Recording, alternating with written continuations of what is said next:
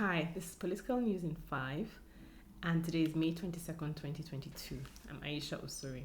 Now, the three things to talk about today is 1, the ever-changing schedule for the primaries for APC and PDP. 2, updates on resignations and other aspirations. 3, the 16 other parties who should be preparing for their own primaries as well. Now, on the first one, if you're trying to keep track, PDP and APC schedule for primaries keeps changing every day. What are the three drivers? The first is a sense that PDP and APC want to see what the other is doing to influence what they do. One clue, for example, is Senate President Lawan buying a form for the presidency at the last minute. Why? Because there's a sense that if the PDP gives its ticket to a northerner from the northeast, then Lawan will be the perfect foil for the APC to also match this PDP candidate. So they want to know what the other is doing. The second is greed. The stakeholders, especially within the parties, are very happy right now. They're the kings and queens. They're being feted, induced, influenced. They don't want the gravy train to stop. And they're amongst the stakeholders who are engaging INEC and saying, let's revise the timetable. Third is something more technical, which is Section 84(8) of the Electoral Act, which, as provided, excludes statutory delegates from being able to vote during the primaries. Now, what are statutory delegates? I mentioned last week that the National Assembly had rammed through an amendment to Section 84(8) so that they would be able to get statutory delegates to vote. Statutory delegates is anyone who is currently elected or has ever been elected, and in some cases also appointed.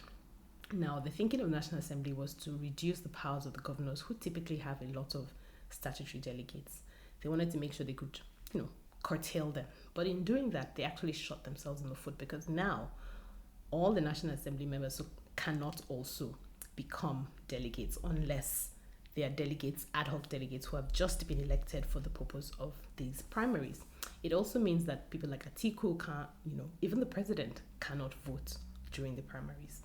So it's a huge game changer. I think it was unintended. I don't think the National Assembly knew what they were doing when they allowed this Electoral Act. And of course now President Buhari is refusing to sign the bill into law because they had refused to amend Section 84(12). That's the section that forced some of his cabinet members to resign. So let's watch and see. Speaking of forcing cabinet members to resign, last week in Political News in 5, I mentioned that 2 people have withdrawn their ambition. 2 more people on Monday, May 16th, also said, thank you, but no thanks. We're going to stay in our ministerial positions. That's Pauline Talon, who's the Minister of Women Affairs, and Timpre Silva, who is the Minister of State for Petroleum. We also heard last week that Akin Adesina, who is the president of the Africa Development Bank, said, I'd rather stay where I am, thank you, but no thanks. It's still not clear whether Jonathan is going to run or not, but we will know this week if his name is still on the list of aspirants who are cleared. Speaking of list of aspirants who are cleared, just got word today that Malami, Attorney General, who has shelved his ambition to be governor of Kebbi, has somehow also been cleared. So let's keep watching that space. Finally, the 16 other parties. Now, what's going on with them? Why are we not hearing much about their primaries and what's going on?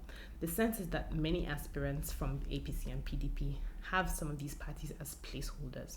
Should they not get the tickets, they're going to run to these parties and then pick up the tickets there. So meaning that they probably have bought multiple forms from different parties. It's quite a shame, actually, because we need a coalition of our political parties to give APC and PDP a good run for their money. We should be thinking about the Rainbow Coalition of Kenya in 2008 minus the violence. But I know that last election cycle, a lot went into trying to bring the party candidates together. People shouldn't give up. Just keep trying. The merger of the parties in 2014 should give us a clue that these things don't happen overnight. Anyway, that's it from me this week. If you haven't registered, please go get your PVC so that you can take part in the elections in 2023. Have a good week ahead. See you next week. Bye.